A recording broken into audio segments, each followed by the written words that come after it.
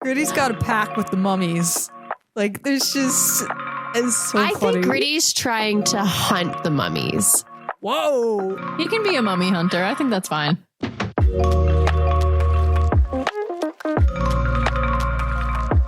Hi, Allie. Hi, Sarah. Hi, Shannon. Shannon, how are you? I am jolly. I'm cold, but I'm also jolly. Being 'Tis the jolly, season. yes, has nothing in relation to the anecdote that I wanted to go over with you guys, but I'm just feeling jolly. Yeah. That's good. I like that. So I was asked a question by the producer about just like sports psychology, and it really made me think about the Devils because it applies to them, obviously, because we talk about the vibes a lot. And I think this is like the creamy center of the vibes. So I want to ask you guys. Hate that. Sorry. I'll change it. I'll say so. I was thinking of like a nougat bar. Like I was thinking of like candy. No, that's great. Yeah. So in sports psychology, there are 4 things you must have to win. They're like characteristics, traits. They're like super generic. And I wanted to give you guys a chance to guess what those are. Oh, man. I got 3 out of 4 and I was Really? pissed that I didn't get the 4th. Grit. That's one of them. Grit / determination you have to win. Okay. Yeah. Commitment. Close, but not quite. Not close, but not quite to commitment. Perseverance. It's a these cinnamon are all for the same words. It's close. Fight. Yep. That's Like, grit. These are all the same words. Yeah. I wanted to give you a chance to guess, but the other ones are motivation, focus, Yeah. and confidence. In hindsight, these all make a lot of sense. Yeah. And any other person probably should have been able to come up with them. But they're so generic in some ways, and everything's like a synonym for each other. Everything is a cinnamon for it. Yeah, everything is a cinnamon. No. So what the point I was getting at, because we watched a bunch of losses recently, and I was like, we're lacking focus. We're lacking motivation. We're lacking all those 4 things. Like the team looks sad, and that's why we're not winning. And I thought, because they were doing like a comparison about like when Jack and Pesci are in the game, we do this well for goals against and like all the great stats. And I thought about it. You know what Jack has that I think he brings to the team that is underrated is motivation. I think there's something that he brings, because even when they're like 4 goals down, he still sometimes has that 3-goal comeback. He's like that little spark, that inspiration, the motivation. I feel like he's constantly motivated, and I feel like the Devils are missing it right now. Yeah, big time. They look super sad out there right now. Yeah. But I just wanted to like throw out my theory out there. We're in the beginning of the winter blues, and we need to get out of the winter blues. And that's the thing Pesci has. I feel like he has some serious confidence and grit, throwing his body out there, getting in front of everybody. The Devils did do that in different ways this week, but we'll get to it. Oh yeah, they sure did. So getting into it. This is Hot Girls Hockey, born in Jersey, our weekly opinions on the Devils. There are no facts here because we analyze by vibes. All right, Allie, do you want me to ask or? No, I have no red carpet report for you. Okay, we'll move on then. I have nothing to offer there. I don't know. Put a picture of a stick figure. Okay. There's It's flashing onto the screen. Yeah. There's lots of outfits that were worn. I just have not looked at a single one of them because... No, the Devils came to my workplace yesterday or 2 days ago. I don't even know. Yeah, I don't even know. And I didn't even try to go get anything signed. That's like just the state that I'm in. Oh, it's been, I I know you've been super effing busy. Yeah. It has been crazy. The Devils are not being very considerate of your schedule, having this many games in such a short amount of time. Mhm. They are like masters of picking when I am working Yeah. as well to play. But it's fine. I just have to get through this weekend. Okay, Sarah, what is our weekly update? Unfortunately, guys, for the first time this season, we have dropped to a wild card spot. Yeah. Slay. Yeah, absolutely slay. To be fair, it's like a point difference from the wild card slot right now. Yes. It is, to be fair, so tight in the Metro. The entire Metro is separated by, I think it's don't quote me how many. Let me find 4 or out. 6 points. Like it's so close from the bottom spot. It could be anybody up there. Maybe not the Rangers, but anybody else. It could just be anybody. I'm looking at the wrong division. Sarah, your hair it's looks 5. so good. Thank you. I just went to the today. It's finally gray again. No, the entire Metro is separated by 7 points. Okay. That's different. That's different. Okay. That's different. It's still It's close. still close because it's like 1 point that separates, each team from the next, but still. We have lost a bit of a safety net. But yeah, so they are currently sitting at 33 points, 16 wins, 10 losses, 1 overtime loss. It's catching up to us. Hopefully they can crawl back up to a bit of a safer spot. They played a lot of divisional teams. They did recently and lost to a good amount of them. We don't like that. We certainly don't, especially with the kind of unofficial Thanksgiving playoff mark. Yeah, I forgot about that. Yeah, and they were still in a solid spot at that point, but the fact that they've dipped since then doesn't seem good for maintaining a solid spot for the rest of the season from here on out. I'm an optimist. I was just going to say the same thing. Yeah. I'm weirdly optimistic about this because last time we were on this high and then crashed and it took us forever to gain ground again. Maybe this is the low now, so we have more time to right ourselves. Jack is going to come back in those doldrums of winter.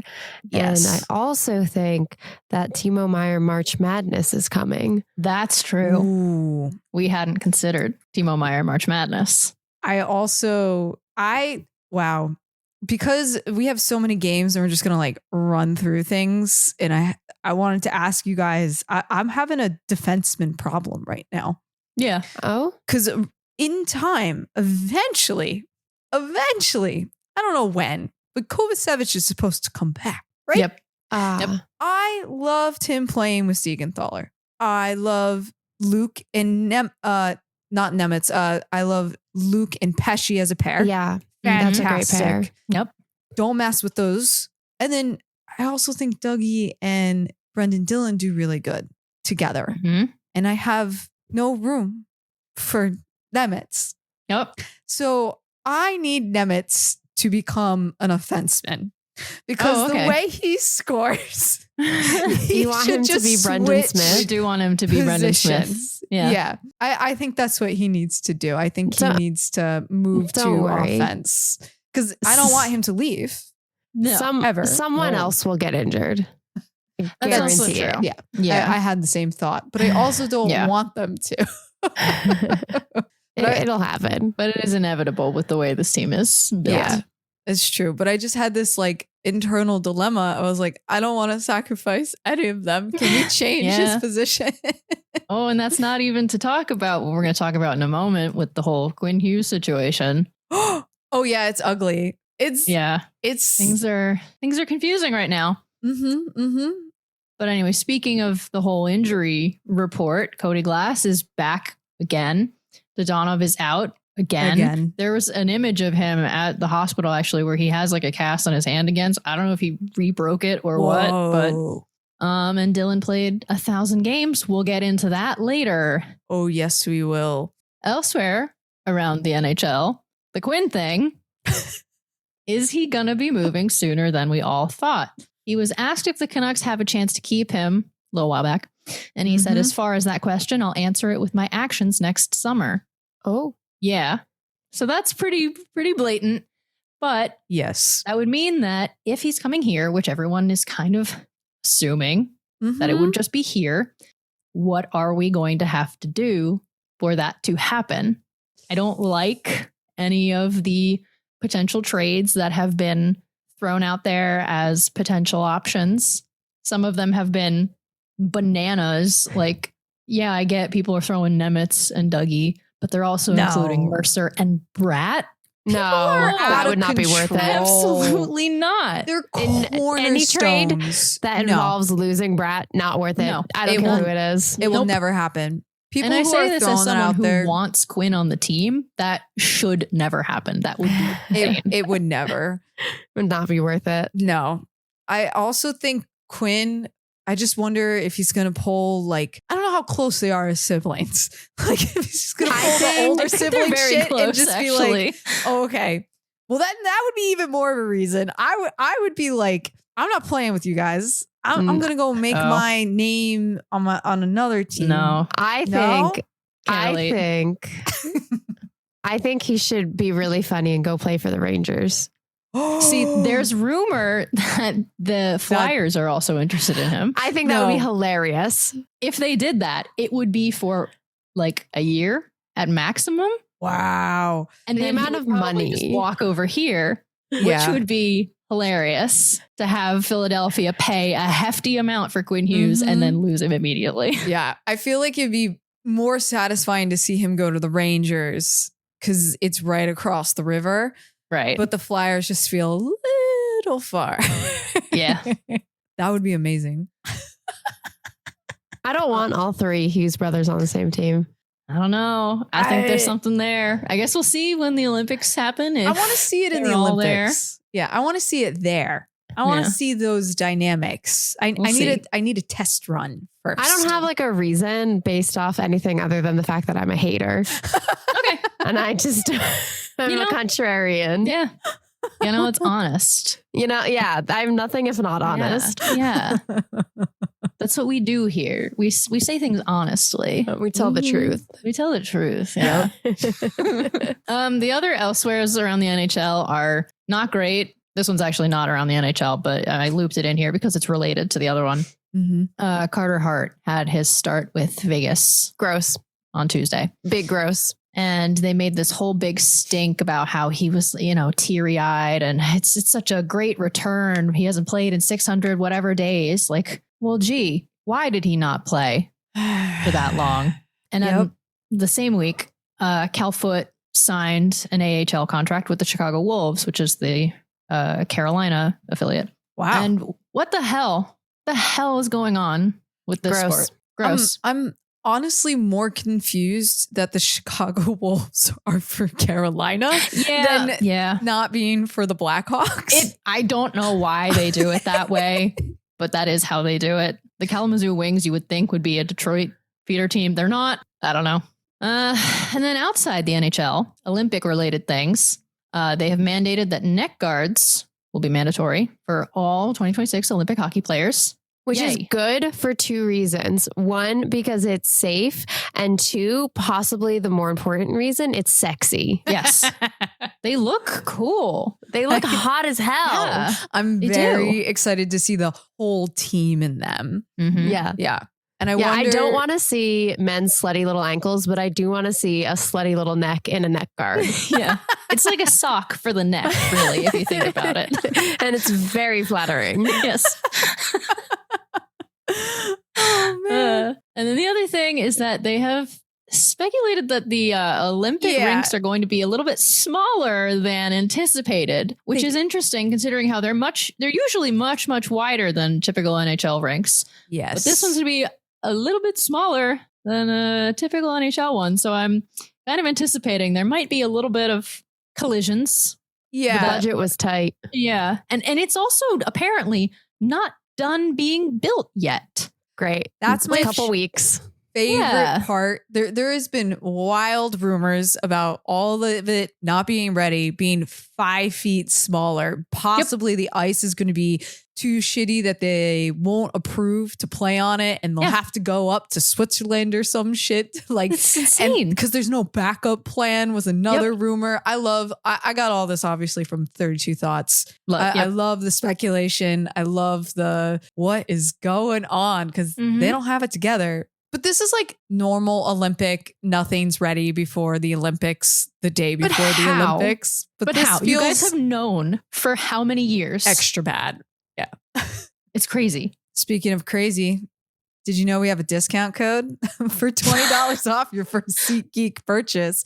Enter Hot Girls Hockey into the promo code line when purchasing any tickets for any event on SeatGeek. Thinking about doing something for the holidays with your friends? Use our code. Save that money. Okay. Let's cruise through. Yeah, we're going to cruise through this. Was there holidays? Was there work? Was there just so much other stuff going on in our lives? Yes. And a lot was also going on for the Devils because I also didn't realize how condensed the schedule was. They keep talking about it. I'm like, is it really? And I'm like, yeah, we have 8 games to talk about. So yeah. And it's just getting worse from here. Yeah. It's like every 2 days and then sometimes some back-to-backs in the middle of that. Mm-hmm. I'm like, I can't keep up. It's too much hockey. So first we play the Panthers. We're away. A million years ago. Woo. Yeah, this was, we were still in before Thanksgiving at this point. Yes. And it's fine. It was a frustrating game, but it was a close game is really what I remembered. I remember being like enthralled. And even though we lost by 1, I wasn't upset because we made a good showing. Florida is an interesting team so far this year. I was just looking at the standings earlier, obviously, and they are dead last in the Eastern Conference behind Buffalo. Yeah. How did they fall so far from grace so fast? It was the podcast. You can't. I hope so. You can't announce you're going to be on a podcast and expect your team to do well. I hope so. Because I don't want that doing well. They're just inherently evil. Yeah. Except this one. That's I was true. Say, so this one we need to I was cancel say, ourselves. This is evil. Okay. This is the only good podcast on the internet. Oh, okay. Yeah. And that's because there's not a man on it. Well, facts. So then we play the Flyers. A couple days after that, we were still on the road. This game effing sucked. This sucked. It just sucked. It's the evil 6-3. It needs to go away. I don't ever want to see it again. I was just going to say, this was a game that this was like probably one of the few games I could have watched in full. And it started off so badly by the time that I sat down that I went, I got other things to do with my life. Yeah. Not worth it. There were 4 unanswered goals in a row. That's bad. That we let. That's bad. That ain't really right. Bad. It's really bad. That's 2 goals in 10 seconds. Like, how are you letting this happen to you? That's a full team breakdown. Yeah. That's how they do it. They either break down or they hang on. Yeah, we are definitely a sink or swim type of team. That's very true. So after that embarrassing defeat, we played the Red Wings. We're back at home. The vibes at this point are still good on the ice. Whatever, since I did think about it, I'm like, maybe because the mummies were acknowledged, the curse was lifted. And I'm like, we still had our winning streak in regulation at this point. Yes. Cody Glass was back and I forgot. And he reminded me he was back by scoring again as soon as he was back, which was amazing. He sure did. Needs to do that maybe he just needs to come and go every other period. Yeah. Yes. Like fake us all out, like walk to the locker room and come back. Dramatically go down the tunnel, come back next period. Score. I do have one note. This is the only note I took. Oh, okay. Yeah. In the past week and a half. Yeah. And it just says, first star, Nico Hischier. That's right. Oh, okay. Yeah. That's right. Actually, you know what? I did watch this game. Oh, there you go. You know what? Can we acknowledge that one of the only games they won recently is the one that I watched? So you're welcome. There you go. Welcome. You need to start watching some more. You're so right. Yeah. And I'm fighting for my life, I hear. Yeah. When do they play again? Hold on. Let me check. Tomorrow. Yeah. Nope. That's not happening. Okay. What about Saturday? Nope, that's not happening either. I'm telling you, my schedule is cursed. When do they play again after that? Sunday Tuesday. the 14th. There's a good chunk before that one. Tuesday. Tuesday might happen. Okay. Thursday, not happening. Okay. Saturday after that, not happening. Okay. And the Sunday after that, also not happening. Okay. So Saturday we'll be together, I think. Am I getting too far ahead on of myself? the 13th, Oh, we never will mind. not be together. Never mind. No. I don't know things. And I will be working. And Sunday, I will be working. Oh, no. So, Okay. Get We need that to money. reschedule this month. for real. I had no other notes on that game. We got to talk about what happened at the end of this game and after Is this game. Oh my gosh. This is the one because Detroit, for some reason, they were just being little bitches. Yes. Yeah. The entire time, trying to just start shit. And then they just kept fighting after the final buzzer had gone off for several minutes. Yes. Even Markstrom got involved. Oh my gosh, I completely forgot because I was so consumed with what happened in the Dallas game that I forgot to write about what happened in the Red Wings game. Oh, when man. Markstrom Well. got involved, I was like, holy fuck. Yep. Starting a fight after you've lost is low-key so embarrassing. It's really embarrassing. Yeah. Dylan Larkin is a little bit of a dramatic little bitch, to be honest. But I also love, like, there's this weird, intense rivalry with the Red Wings for no reason. right, like, where did that come from? I guess don't know. they created it. I don't know why they think that we're a rival. We're not. They're irrelevant. Yeah. And I was thinking it was because you're within their proximity, Sarah. Maybe So that's what it like. Maybe that had something to do with it, but they're irrelevant even here. Teams, I feel like teams that are struggling as well pick the Devils as a team to beef with Maybe because they're like, we can't beef with some of the bigger teams. It's true. Because that's too intimidating. But we'll, you know what, Jersey, it's Jersey versus everyone. Right. Mhm. They hate to see a bitch from New Jersey winning. Thanks for reminding me, Sarah, because I completely forgot about that. There were 7 penalties called after the game ended. I'm not going to forget that one. That's crazy. Incredible. And then we play the Blues at home. We win. Still keeping our streak going at this point. This is nice. I didn't watch this one. I remember nothing about it. I watched it, but I just remember being satisfied and thinking we held on. Like we didn't let it escape us. Okay. Yeah. The only notes I have were that Nemitz is our overtime king and they played Murder on the Dance Floor apparently in the locker room afterward. Murder on the dance floor. Yep. Amazing. Then we were away. We played the Sabres.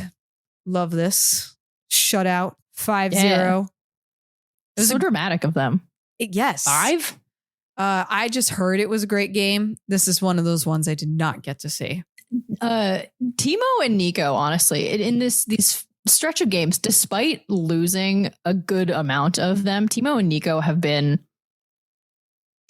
Nemitz have been really the only ones doing anything of value at this point. Yes. They've been on fire, and I love that for them, but we need some other guys to start doing what they've been doing.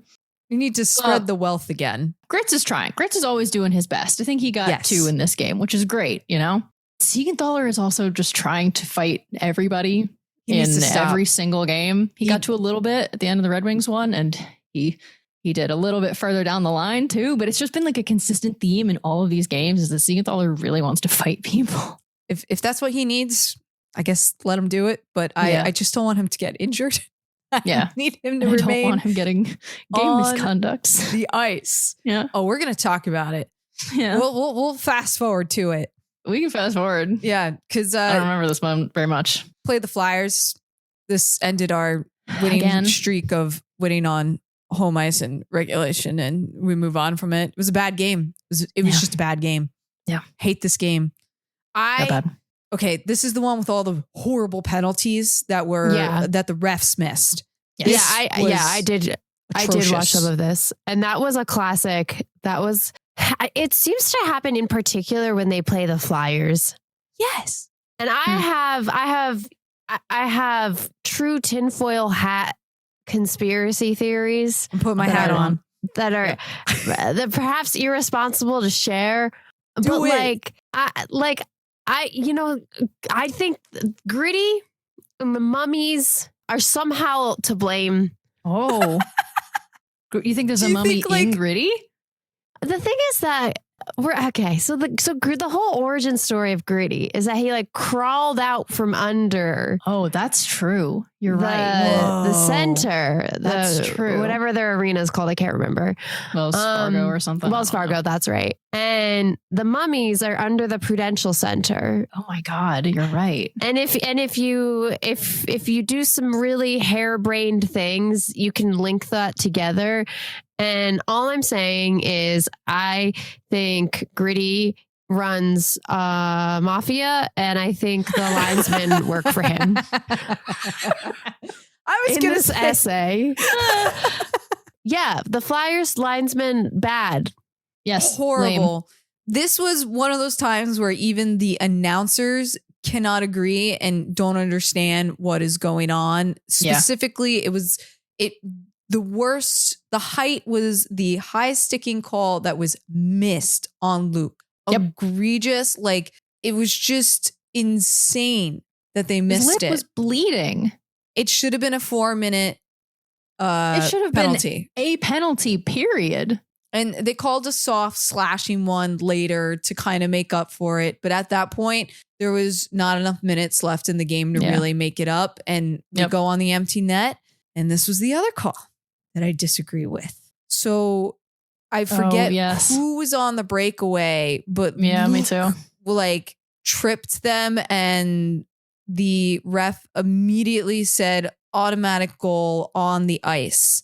And I felt he had already been falling before Luke got his stick in there. And I was just disappointed because there was no review, no challenge, no nothing. They were just like, we have to move on. We have to get this game over with. And just like, it was all bad juju from the start. It just feels so lame to be like, he clearly would have gotten it. We're going to give you a participation trophy for your goal that you didn't actually get. It's really frustrating. Lame. And I need Brat to also step up because he has been...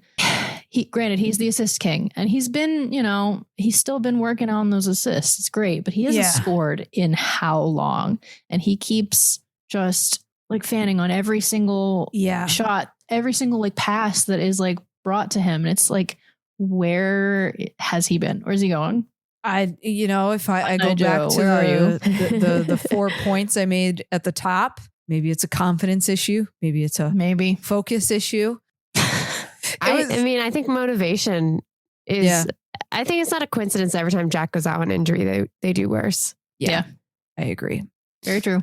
So then we got to talk about this game. We played the Blue Jackets. This was a devastating loss. Honestly, just because how dare the Devils disrespect Dylan's 1000th game like that against the Blue Jackets? That's tea. But how dare the Blue Jackets be that way against him? Because honestly, the way they threw him down on the ice, face first, no helmet on. Disgusting. That's really disgusting. So first we gotta just up top, way too many X's on this team. Too. I didn't know Miles Wood was there. I didn't know Brendan Smith was there. I totally forgot. I think I know Severson was there. Severson? I was like, woo. And they took it out. The Blue Jackets have been collecting cast-off Devils for years now. Mm-hmm. Yep. Yeah. But that I just needed to highlight. This game is not about the gameplay. It was about the fights, the disrespect. It was ugly. I didn't like it. I just going back right to the main point, when Dylan got into a fight, I didn't even think about that, Sarah, that he didn't have his helmet on when they had already, so threw the him guy to like the grabbed ice. him from behind and like slammed his helmet off immediately. Yeah. And then like pulled the jersey and like pulled it in front of him like and up, blinded him. Yes. And then slammed his face on the ice. Yeah. It was not okay. I don't know if you saw any replays, Allie, after the fact, but it was I was so scared and I wanted to ask you about it because he was like wobbly when he got could off not the stand ice on his own. I was like, yeah. I mean, that's the type of thing. I mean, slamming someone's head into the ice is so particularly dirty because I mean, that's the type of thing that can cause a concussion. Yes. You could break someone's nose. You could hurt someone's neck from like their neck, flipping around. Oh yeah. It's just like unnecessary. Yeah. You don't need to do all of that. And it's the same thing I complain about. Hockey is a contact sport. And it's actually interesting. I could go off on a little bit of a side note because I was like recently watching something that actually compared the incidence of injuries in hockey as compared, or specifically the NHL as compared to the NFL, because apparently this is something that Harvard Medical School has actually studied. And curious how this is actually like kind of like very interesting to me, how hockey has a reputation for being a particularly violent sport, but actually injury for injury, the NFL is technically a more dangerous sport because there are more injuries overall in the NHL. But when you consider the fact that the NHL plays so many games and the NFL only plays like less than 20, that's the reason why. If the NFL played the same amount of games as the NHL, specifically in terms of head hits, they would actually have more injuries. They have a higher percentage. But part of that reason is because of like direct body to body, head to head contact. Right. And a lot of the rules that are in the NHL are specifically about like what hits are considered legal and not legal, are specifically increasingly designed more to minimize concussions and direct blows to the head. So like grabbing someone and like smashing them into the ground, that doesn't fly. Yeah. And that is the opposite of the goal. And I think the worst part was, didn't he just get like a roughing penalty or like I forget what the exact call was, but they didn't even throw him out of the game. And it wasn't even that guy didn't get thrown out. And all of the penalties kind of just like even things out. Basically, they just played at even strength. I think they did like 4-on-4. He should have been after that, which is crazy, on a power play, and he should have been thrown out of the game, thrown out of the period. Like Wait, there was no penalty on that? It was just there were a couple of penalties for a couple of things that happened in that moment, but they had like two like fighting minors or whatever. So it was like just 2 minutes, but it was just like Dylan is wobbling off, can't even walk off the ice. And this guy is just sitting in the penalty box, and then we don't even get a power play. And I was like, that's something not adding up. Yeah. It's just dirty cool all around from players and refs alike. Because it got worse and worse. I think this was the most fighting majors, if I remember correctly, ever since we pulled that little stunt with the Rangers. Really? When we did that fighting in the first period, because I was happy to see all the Devils showed up. They're like, this is insane. Like, how could you do that? And Siegs got involved. Brown got involved. Cotter got involved. Yes, he Mason got involved. They all fought, which was great to see, even if they weren't the winners of those battles. Not always, but just to show up for the team. And it was just, this game was devastating. And then it was hard to watch them lose momentum on top of losing the fights. I was like, it was a hard blow. Yeah, you could see them just kind of losing any hope as the game just like kept trailing on, and then fucking Miles Wood of all people just ends it. I know, brutally. Fucking Miles Wood. So to top off this losing streak, because I'm gonna hope this is the last. Dear God, I hope so. We played against Dallas at home, and I think, is this the first time we got shut out this season? No, against the Panthers, but that was 1-0, so I don't really count it. But this is another game that sucked. This is because there was no life. Yes. Like some of the games in the very beginning of the season we talked about, there was a lot of fight to the end. This was just, we looked tired. We looked like we were moving in slow motion. Yep. And something in the vibes, in the airspace, in that Prudential Center, it's bad juju, and it needs to be corrected. It needs to be saw the purged. The second half of it, and it just looked empty. Like they were like not mentally there. I don't know what caused that. I mean, I guess everything that has been kind of leading up to this will get to you, but yeah, guys, oof. Yeah, I get Dallas is good, but oof. It's like they got to rally. Like Dano always talks about it, and I'm just like, you gotta. I'm not in that situation, so I can't understand the weight of what they're feeling in the moment, but just the thoughts of like, how do you emotionally push past what is happening on the ice to create those like momentum swings? Actually, I do think it's interesting that you started with the 4 attributes required, because it is those things, because those are the things that push you through in those moments. Because I mean, sports are sports are difficult as a job because it relies so much on like your physical ability, and then you combine it with a team sport, and you have to rely on your teammates, and it's a large team. Not everyone's always going to be in the mood, and unlike something like a regular job that's like maybe academic or has like computer work, something that like is procedural that you do, this is like you have to like work together as a team and find a way to be on the same page even when you're not in the mood to do it. Yeah. I could not imagine. Sometimes when I'm working with my crew, I just got to go disappear into a corner and not talk to anyone for 20 minutes, but you can't do that on the ice. No. Something else of note. This is one of our weird goal droughts where we had over 30 shots on goal.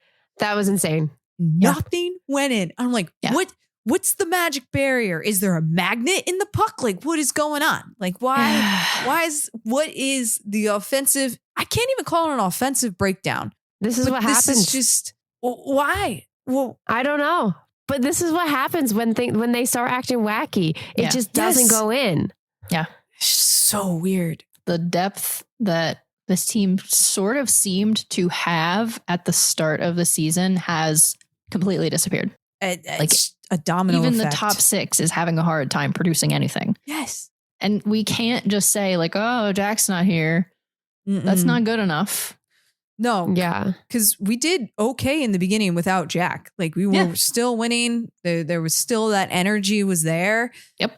I think Jack coming back will hopefully reset whatever is going on. Sure. But whatever is going on, we've always talked about this, but they gotta figure it out if they're ever going to win the Stanley Cup. Yep.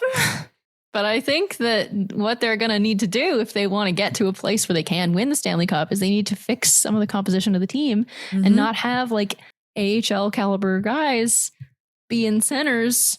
Yeah. And not doing anything. Yeah. There was also they were talking so much about how experienced that Dallas is. They've been to the playoffs every year except for once, that they're a real veteran team. And what was interesting was every time they show them on the bench, they're not emotional. They're just very calm, whether they're winning or losing or whatever was happening. And I thought that's why I wanted to talk about the attributes. Sorry. I was like, they are focused. They're not letting the emotions run the game. Their eyes on the prize. And I could learn a thing or two about it from them. But I was just thinking about that. Awful game. We better win tomorrow. Yeah. I'm not confident. So mad.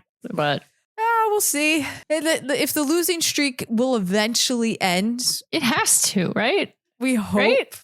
That's how that works. It has to. All bleeding stops eventually. Yeah. Okay. Well, let's move in to the Skrkuffle Award, because this is where we give awards to the most cinematic fights of the week. And oh boy, did we have some fights. We didn't do so great in a lot of those fights, but we're going to go through them real quick. Yeah. The first one of note was Nason versus Kemper. I don't know how to say his name. I forget. But this was during the Red Wings game. And this was Nason standing up for an ugly, ugly hit on Nico Hischier. And it was nice to see him stand up and say, you can't bully us, even if we don't win this fight. Yeah. And also, it was nice to see the linesman let them fight for a little bit as well. At first, they're like, no, and then just let them go at it. But it honestly became comedic at one point because they always hold on to each other so tight that they can't get any swings in. Yeah. So, but we move on.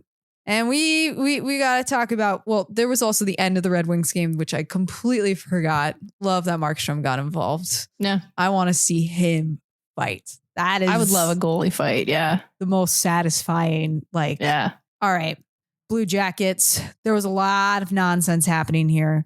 To summarize it, this all started with a save that Jake Allen made, and the Blue Jackets were still poking at it, even though he clearly ended the play. And it was good. The Devils were like, don't fucking mess with us. Don't do that to our goalie. Don't play that bullshit. And that was when Dimitri had that awful uppercut on Dylan and blinded him and then threw him to the ice without a helmet. And it was horrible.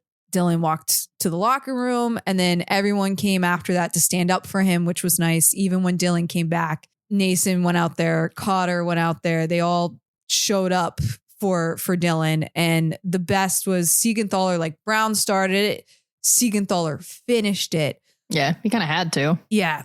But what was messy, we didn't talk about it in the game, was, again, whatever the F is going on with Dimitri, he just likes to pull people's jerseys off. So was he's it the same guy? Yeah, it was. He was my like God. pulling it over his head to blind him again. Yeah. But Siegenthaler's jersey completely comes off. And they gave him a game misconduct and kicked him out of the game for improper jersey, like, because it wasn't properly tied down. And then, so we're out Dylan, we're out Siegenthaler, we're 4 defensemen for the rest of the game. Like, that felt like 2 of which are Luke and Nemitz. Yeah, hot garbage. Like, the game misconduct. Like, I wish they just gave him a penalty and didn't kick him out of the game.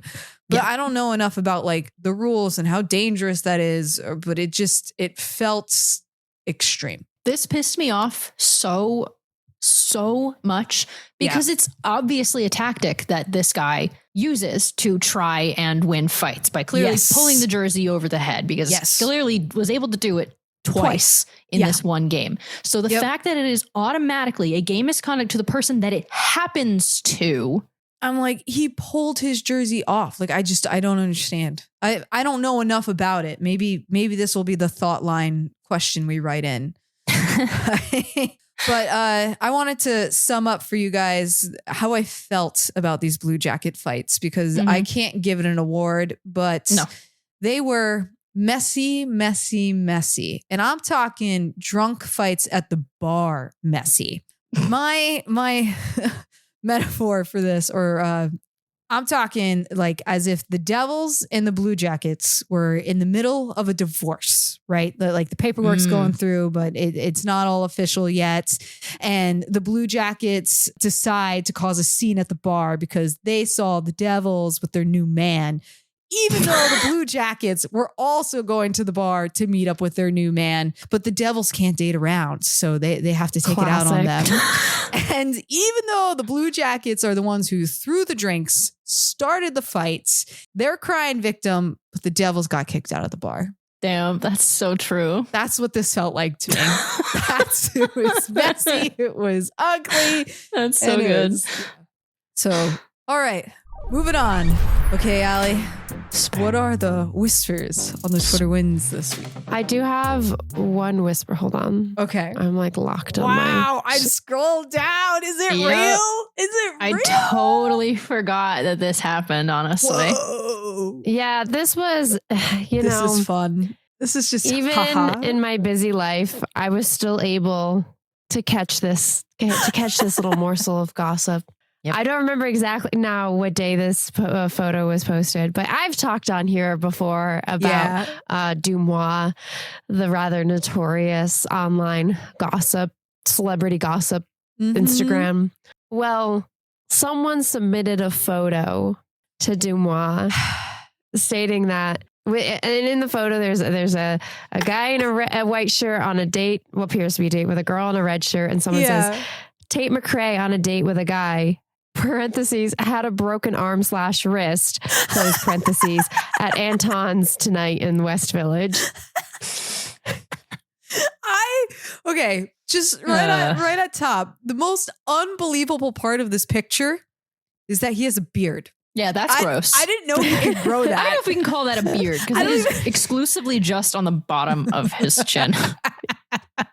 I didn't know it was possible for him to grow that much facial hair. Yeah, it's not Sorry. good. This is hysterical. Whoever posted it. It is. We're looking at Jack Hughes, if you didn't know. Yeah, it's Jack Hughes on a date with Tate McRae. Yeah. And I personally love knowing that this happened.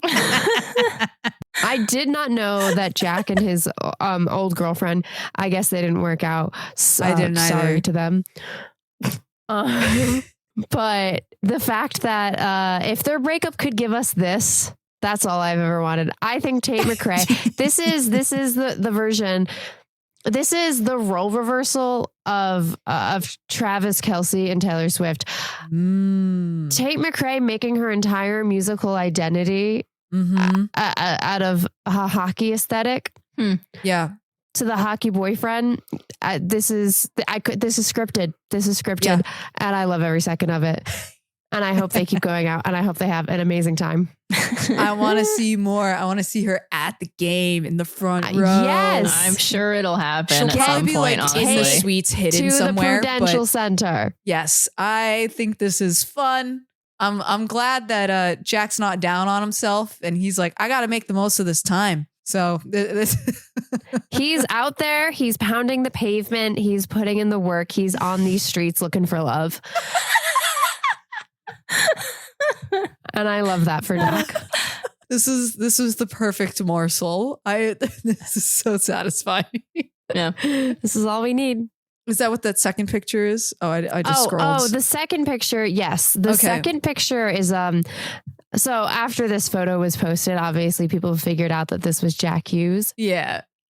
And so this second picture is just, I guess, Jack and Tate, walking down the street after their date. And I really liked this photo because you can see that Tate McRae is really not wearing any particular high heels here. And she and Jack do appear to be about the same height. Yes, they do. And all I'm saying is Tate McRae is 5'8". That's all I'm saying. Yeah. I'm 5'11", actually. Okay, Jack. I feel like there was some speculation on whether it was actually her when these photos first appeared, right? Because you can't see her face in either of them. That is true. There was another photo that was posted of her that was definitely her that appeared to be at least wearing the same outfit. Interesting. I didn't look at it long enough to know if it was also clearly at the same venue or restaurant or whatever, but I'm sure it's her. I think people were probably just panicking because, oh no, Jack Hughes has a new girlfriend. Yeah. Again. This one's fun. I want to see more. Maybe it'll motivate him to do really well when he gets back too, Maybe. I want her to write a song about him. Oh, that's what I want. It could happen. I would love to do a review with you guys on YouTube listening to the song. Review. Yeah. All right. Well, we're not going to worry about it until we need to worry about that one, because this is the segment where we don't worry about it, because sometimes I'm saying random shit and the announcers do it too. I watched a lot of games, but I wasn't actively listening to a lot of games. So thank you, Sarah, for helping me out here. First, we got banana peels on the ice for both teams. This was the only note I took during the Sabres, or not the Sabres game. It was one game. It was the only thing. And I was like, yeah, they're all just notes. falling. There was just nothing else happening. Yeah. Banana peels. Next we got some ghosts here at the Rock. Who's talking about the ghost at the Rock? They got ghosts, they got mummies. Oh, got Luke Hughes all over him. Ew. That's bad. Yep. It's going to get much more feistier. I almost read that as festier. It's what's festering? And lastly, he's got glass in his back pockets. I was literally picturing a shard of glass in my back pocket. And I was like, that's really uncomfortable. Jack Hughes leaving the Chicago Cut Steakhouse. Yeah. Well, we're going to move into our If Boy of the Week. because I have no idea who to make the it boy this week. I gotta dig deep in the thoughts. What did I watch? I've been trying to come up with who it's going to be the entire time, and I've cycled through multiple of them, and now I don't remember who any of them were. Ooh. I was going to say either Brendan Dillon for just his 1000th game, his 1000th game. Great. But also I felt like Timo has been actively there. And if I could just like nudge in Timo, because I secretly want Timo to be the best boy over Nico this year. So I'm going to nominate Timo. I don't have a nomination. All right, then it's Timo. Yeah, I like it. I'm down for that. Yeah, Timo Meyer. I want to send the good vibes. Congratulations, Timo. Now I think about it, it should have been Cody Glass, but it's too late. It's Timo. Yep, that's okay. Next week. And do you remember how at the very beginning of this you said everything is a cinnamon? Yeah. So I got to leave that in Timo there. Meyer was a spice. He's going to be clove. Sure. Yeah. I have no criticism for that. I think maybe Brat is paprika. I don't know. I'm actually having a really hard time. Yeah. Like putting spices together. I couldn't think of any spices, so I had to just Google spices just now, which is really sad. But cardamom, nutmeg, Ooh, cayenne. I feel like Nemitz is nutmeg. Aww, yeah. Cute. Should we sing it out? I'm kidding. We're not singing it out. Oh, what was the song that we started singing a little bit earlier? I forget. We sang a song? Hell, he did a little bit. We could sing a Tate McRae song. I was just going to say. I've never heard a Tate McRae song, so I can't do I that. have heard a lot of Tate McRae songs, but I can't hear what she's saying. It's something sports car. That's all I got for you. All right. Well, this has been Hot Girls Hockey. Tune in next week for more sugar, spice, and everything ice. I don't have the script up in front of me, so let's do this from memory. If you like our show, please leave us a rating. Subscribe wherever you get your podcasts. Follow us on YouTube and TikTok, and tweet at us at HotGirlsHockey_. Wow, perfect. You nailed Better it. than usual. That was awesome. Yeah. I was like,